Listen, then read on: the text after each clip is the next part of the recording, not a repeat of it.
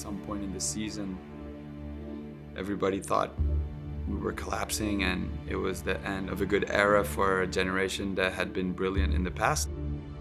In the half of the season, a lot of players go with the national team, also a lot of injury. So there in the middle of the season, we go down a little bit. As guys were away from Gold Cup, I thought guys were coming around. We held our head above water. And we set ourselves up that when we got back and the second window opened and we were able to fill in some of those spots that we needed to, we were able to really establish who we were going to be this season and start to take strides in terms of our identity, and the results started to come with that. At some point, the competitiveness in the group just went on the rise, and from that point we had like 25, 28 players willing to play as much as possible. And of course, this brings competition. Competition raises the levels, and when you have good levels in practice, then I like to think you play like you practice. So the level, just the intensity, the global intensity was much better. Wow, Lolo, magnifique! When you win and when you have confidence, when you win the games, you go for the next game with more confidence. This is the key in this last game. The last few months have been just a story about guys that just focused on themselves and just decided to take care of business.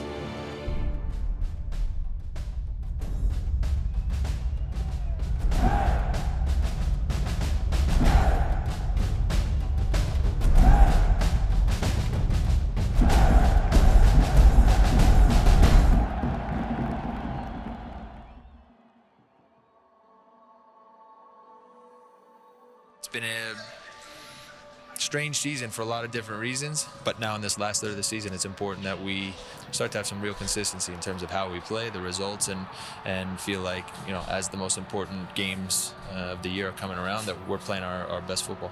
10 matches left to be played for TFC, just 4 here at home, and Toronto find themselves just behind Montreal, a point outside the playoff placing. As Pozuelo plays it for Michael Bradley, and it drops towards Mullins, and Toronto FC have their leveling goal. These 10 last games, there have been all kinds of scenarios. We ran after the score, we led in Columbus, then we're trailing and then got the equalizer in the last minute. Down the line for Auro. It's a decent ball in, Altidore with a header, and Josie Altidore ties it up for TFC as this one heads into stoppage time. When we got back and we played the Montreal game at home, things started to click and connect, and through that stretch we started to really establish between everybody who had come back from all these different places, this is how we're going to be successful, this is what it's going to look like, and then we just started to build off of that. This team's got f***ing balls now, right? We've got f***ing balls. We've got to keep f***ing building off of this. At some point we turn our backs and we're 4 unbeaten, and then we're 6 unbeaten, and then we're 8, and we play teams that were in their prime. I mean, Columbus has been playing really well this past 10, 15. Chicago, same thing. New York City FC, of course, LAFC, Colorado. Even if teams were maybe not contenders for playoff spots and everything, we played a lot of teams in that period of time that were playing their best soccer. What I appreciated about the group this year, which was similar than 2017, is while the pressure was there, we were more focused on how we were playing and doing the right things on the field to get the results and not just chasing the results. And we found that groove at the end of this year again, and I think that's what enabled us to go on a 10-game unbeaten streak. And now it's Josie Altidore. Altidore into the path of Tsubasa Endo. Tsubasa Endo gives TFC the lead. It became about the process. It became about this is how we're going to be great, and this is what's going to give us the chance to be ultimately successful in the playoffs and everything else, and we really focused on that. Now the team, we have more confidence, we are more happy, and this feeling in the group. Played in towards Gonzalez with a towering. We were always able to find an answer on the field, whether it was with the tie or with the win. We always got out of these games with something, and for a team to build confidence like that is priceless. It will be Pozuelo. Oh, it's magnificent from Alejandro Pozuelo. And in the 57th minute of this one, TFC find the breakthrough on the final day of the regular season. One. That's 10 in a row unbeaten. Yes. Capped off with a win. Capped off with a home playoff game, which we deserve for our play. And a shutout.